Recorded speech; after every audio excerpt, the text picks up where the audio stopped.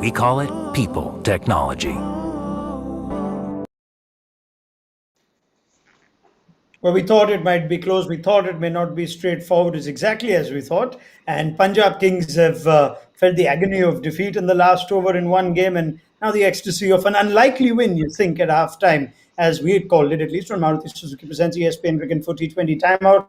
Carlos Brathwaite, poor Carlos Brathwaite, still in search of a prediction to go right, and the Sunrisers Hyderabad still in search of a win in the UAE. Sanjay Manjrekar, they've been the first team to now be eliminated from the race to the playoffs. So out go the 2016 champions of the IPL. It's been a forgettable season for them. And like you said, Sanjay, you just never know with the Sunrisers if they were even going to chase down 126. Yeah, considering the surface, the surface is very slow, so it allows a team to, just take the pace of the ball and make it really difficult for the batters. And, very often you have player of the match from the winning side, but this is one of the very, very rare instances where you would want to give it to a team that lost the player of the match, because you had um, Jason Holder, 4 overs, 3 wickets for 19 runs and getting 47 of 29 on a pitch where everyone really struggled. The batter, that was a terrific effort. It's a pity that his team lost, but I'm really happy for Punjab Kings. They deserve to win. They deserve to be in contention. That's fair, isn't it, Carlos? Jason Holder, if there's ever a man who deserved to be on the winning side after a performance, it was Jason Holder today. If you look at how Jason Holder batted in comparison to the rest of his team, where do you think the Sunrisers lost this? I think his intent was really good. Um, he had a bit of clarity as well. Riddiman Sahad did the very unrewarding job of dropping anchor, and he needed someone to play innings like Jason did. I mean, look at Hetmeyer's 28. Jace took it a step further, took the game all the way down into the last over, into the last ball, and it's a shame that he couldn't. At least he had a six. Well, at least he had a boundary and get to 50. It was deserving of him raising his bat. And then you wanted a six and a super over. Um, but yeah, it was a much needed spark at the end of a long drab day. But Jace has been fantastic. We mentioned if his place would have been up for grabs or not with Mohamed Nabi on the slow deck. But the smart cricketer that he is, he came up trumps with the ball with a fantastic spell. And then in the back end with the bat, he showed his quality against pace and spin. Sanjay, if you look at a batting team which hasn't crossed a target of 125 or so, and there's David Warner in that team, there's Kane Williamson, there are experienced Indian players, Kedar Jadhav, Manish Pandey, yet they end up on the losing side. Where would you afford blame first? Would you go to the overseas guys? This is not a Warner and Williamson that we've seen of the past, or would you say the Indian batters have let them down? Everyone, because we tend to forget that this is an Indian Premier League where Indian players have an advantage because they are playing in subcontinent conditions. They are generally playing the league in India in home conditions, whereas all the foreign players are playing, in conditions that are slightly foreign to them. So from that standpoint, I think there should be more expectation from Indian players. Having said that, David Warner has been around for a long time, Kane Williamson as well. But these guys are going through a rut. I mean, David Warner again. There's something out there on the field also. He looks really flat and doesn't seem to be a part of this particular team. So something really wrong, which you can't really put a finger on. And Manish Pandey, Kedar Jadhav getting, foxed by a wrist spinner is all things that you can't understand. We had a little close-up of our friend Tom Moody in the dugout, and you could see from the expression of Tom Moody, it's one of those cases where, just have no answer to what's happened. It's not a great team on paper, currently on form as well, but it's had a really poor, forgettable season.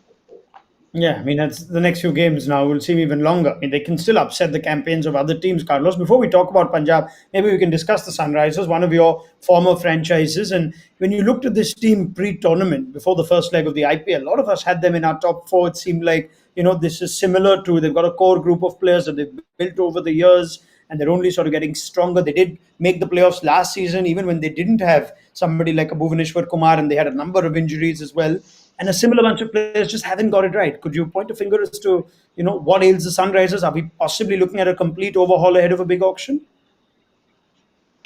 Interesting. I think there's always been a franchise that the senior players have left their mark. They've always stepped up when they need.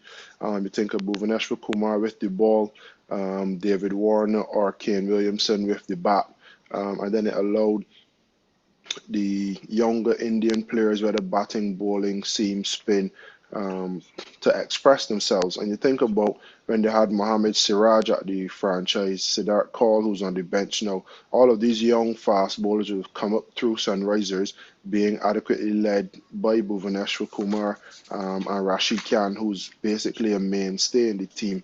And it just hasn't happened for any of the senior guys this tournament, first half or this second half, and that really and truly that's all that it's down to.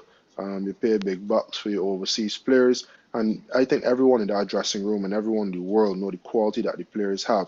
But some tournaments you have an off tournament, and unfortunately for the franchise, two or three of their big guns have decided to have an off tournament at the same time. On paper, it looks like a team that should be challenging for a top four. And on their day, be able to go all the way to final and potentially challenge for the trophy. But um, on current form and recent form, don't think that it helped with the break in play and guys not getting a lot of game time. So guys would have gone from not performing well to going out of cricket and then hoping to restart on what are very tricky tracks and hit the ground running. So it's been a very difficult campaign for the franchise, but the players in that franchise have a fantastic caliber that they can bounce back. So I don't think a complete overhaul is needed, but I suggest or I could predict that there will be some changes because they won't be happy with the results. I mean, the two legs have also cost them Johnny Bairstow's services in this, but Sanjay, and every year they do well. David Warner's incredible. This year, David Warner found, lost his way. He was replaced as captain, dropped from the 11, brought back. Do you tend to think that's the first thing, or are there deeper issues at the Sunrisers? I think the auction allows them an opportunity to just maybe uh, rejig the team, bring some kind of enthusiasm because you would want to still persist with your players, who have failed a season or two, and hopefully they'll come back in. But it's out of hope. This is an opportunity, an auction that provides you to get fresh talent in. And I think the three players they could retain, just watching them in the last couple of seasons, is obviously Rashid Khan is somebody that they would want. I'd like to see them persist with Kane Williamson, who's a current player leader at the international level. So his leadership will be useful. Plus, I think he's a guy who will find form. And Rashid Khan and Holder and Kane Williamson are my three players that I'd love to retain. And then Sure. maybe let go of guys like Kedar Jadhav, Manish Pandey around for a long time. Where are their careers going? You expect more from people who are seasoned and playing for a long time. David Warner clearly is there's something wrong there, so perhaps you could let him go and we'll see a happier face of David Warner somewhere else. So those are the three guys that I think Sunrise Hyderabad wouldn't want to let go of. Okay, they've still got a few games left. We're making a season review now because this is it now. This is the sort of sentiment you'd have in the Sunrisers. Maybe they'll make a lot of changes going forward, give some of the guys on the bench a game or two. But if Sanjay's predictions are right, that'll be a rare franchise to retain all foreign players. But that's just how it's looking for the Sunrisers. Let's talk about the Punjab Kings, though. They're still in the race. They've managed to win this. And, well, we did say last time, Carlos, when we did this show, that they were a good team that lost. Sanjay has made that point too. They now picked up a win. Do you see them sort of when they didn't quite have their best day today, but do you see them as a team which at the back of a win like this that can actually build some momentum, or do they still have holes to fill? I think there'll still be a lot of questions that need to be answered, but I've played under Andy Flower, and he wouldn't all of a sudden think that they should qualify because they scraped home today. Much like he wouldn't think that they deserve to be banished from the competition because they lost the way they lost the other day. So he, as a coach, is very balanced. KL Rahul is a very cool customer as well. So you're starting to hope that that leadership group can kind of mold a winning culture. It's very good to bounce back today in the way that they bounced back after how they lost. And you'd want them to be taking these two games as comparisons and showing that the process sometimes means more than the result. They stuck to their guns with the ball in hand.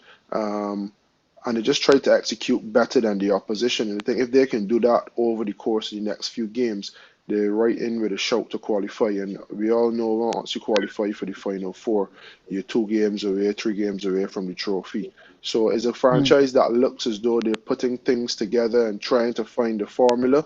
They have a lot of good things that are working. Just a few questions to be answered, especially that top four. You have 4 openers. Does someone have to miss out? Who misses out? And then as a result, who comes into the middle order and strengthens it, and not just comes into the middle order and bats lower just because that's their position.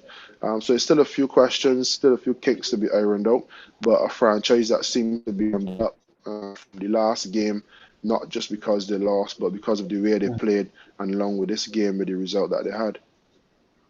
They tend to make changes, Sanjay. They made 3 today. Did this strike you as a much more balanced Punjab team? You had Ravi Bishnoi in the side. They got rid of Adil Rashid. Do you foresee this to be the team now to carry on for the next 4 games? The bowling unit. I don't think they need to do anything with the bowling unit. It's looking fantastic. And this is the point I made about Adil Rashid. It was a strange foreign player buy when they had Bishnoi and M. Ashwin in the squad. Why would you go for somebody like an Adil Rashid? And clearly Bishnoi came in and made the match-winning contribution. There's lots to like about Brar. I mean, once again, Arshdeep, our favorite bowler honor, considered just 4 in that 19th over, and that really made the job simple for Ellis, 17 in the last over. So there's some good things happening there. Shami is always around. I don't think they have any issues with their bowling attack. The problem also is not so much with the personnel, but where they are positioned at the moment in the batting order. If Chris Gayle is batting, even then, last year and before that, I didn't like him batting at number 3. This is a guy who needs a little bit of time to get going. So if you want to gamble with Gayle, give him the best possible platform to take the match away from the opposition. And Aiden Markram is not a number 4. He either has to open or then be left out of the team. It's just unfair on South African opening batter to be batting at number 4 against the kind of spin that you see in the IPL. So the personnel is not so bad, just the positions and Puran. There's something enigmatic about Puran and Indian Premier League as to why we can't see the best of Puran enough in the IPL. All right. Their next 4 games, their last 4 games: Mumbai Indians, Kolkata Knight Riders, RCB, CSK. That's as tough as it gets. If they do manage to make the playoffs, they would have certainly earned it. Sanjay Manjrekar, Carlos Brathwaite, thank you very much. More from you tomorrow as the double headers keep rolling in this weekend of the IPL, and we will join you tomorrow ahead of the first game on Maruti Suzuki Presents ESPN Cricket for T20 Timeout. Thank you. We call it people technology.